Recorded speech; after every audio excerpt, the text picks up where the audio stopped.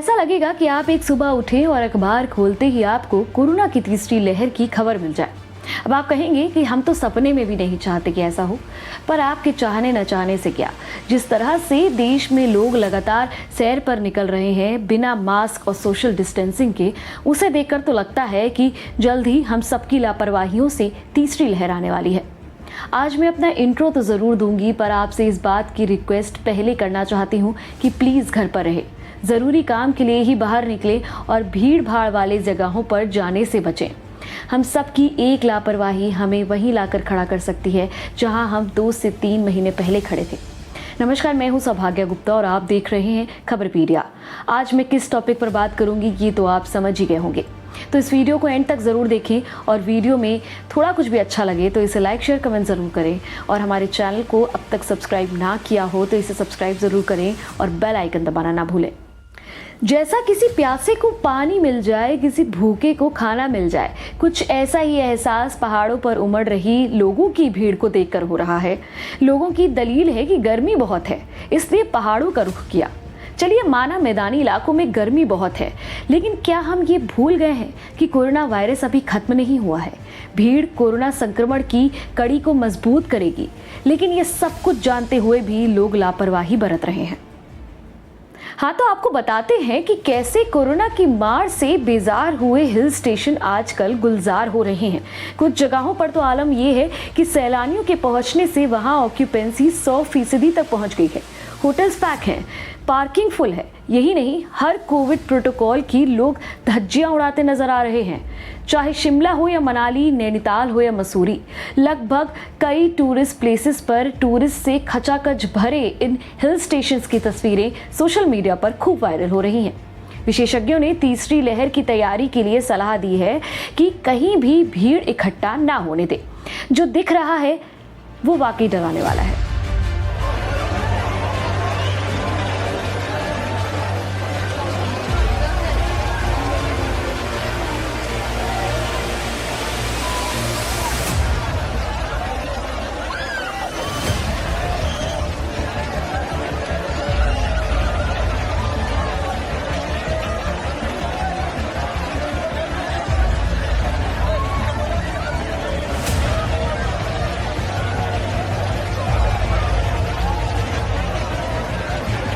लोगों में कोरोना का कोई डर नहीं दिख रहा है। उन्हें ना ही खतरे की फिक्र है, ना ही इसकी चर्चा में कोई दिलचस्पी है। टूरिस्ट प्लेस की इन तस्वीरों पर पीएम मोदी ने भी चिंता जाहिर करी है। कैबिनेट बैठक में पीएम मोदी ने चेतावनी देते हुए कहा है कि इस तरह की गलतियां महामारी के खिलाफ लड़ाई को कमजोर कर सकती हैं। अब आपके मन में ये सवाल आया होगा कि आखिर पर्यटकों की इतनी भारी तादाद में पहुंचने के पीछे का कारण क्या है। तो आपको बता दें कि शुरुआती गाइडलाइंस में कोरोना की नेगेटिव रिपोर्ट और एंट्री के लिए ई पास जरूरी था, लेकिन कोरोना के कम होते मामलों को देखते हुए इसकी बाध्यता को खत्म कर दिया गया है। यहाँ का रोजगार भी पर्यटन पर निर्भर करता है। इसी को मद्देनजर रखते हुए सैलानियों को आने की इजाजत दे दी गई है। दूसरा कारण ये भी है कि देश के उत्तरी हिस्से में लू और गर्मी की वजह से लोग ठंडी जगहों पर पहुंच रहे हैं।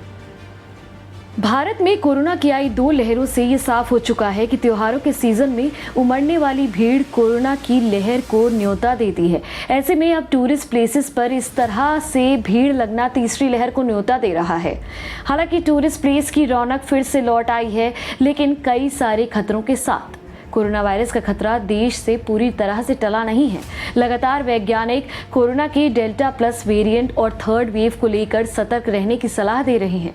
इस वीडियो में ही देख लीजिए कि कैसे एक छोटा सा बच्चा लापरवाह लोगों को मास्क की अहमियत और ज़रूरत समझाता दिख रहा है।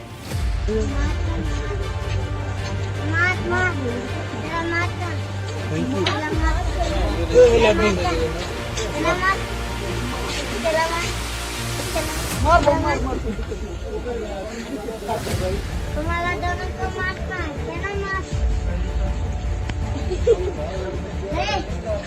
तुम्हारा दोनों को मार, तुम्हारा मारना है। अच्छा, कबड्डी वाले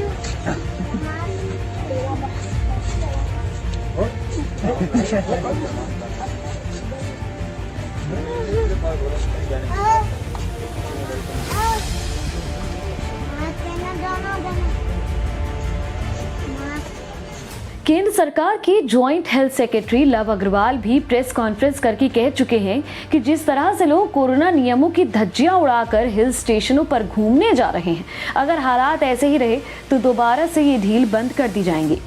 एक और सरकार आगाह कर रही है, चेतावनी दे रही है, फिक्र कर रही है, लेकिन दूसरी ओर लोग बेफिक्र हो गए हैं। सरकार भी कह रही है, हम भी कह रहे हैं, प्लीज़ मास्क ज़रूर पहनिए। कोरोना वायरस से खुद को, अपने परिवार को और देश को बचाना है। तीसरी लहर का खतरा सबके सिर पर मंडरा रहा है। अगर ऐसे ही सब चलता रहा तो कोरोना की तीसरी लहर से तो भगवान ही हमें बचा सकता है।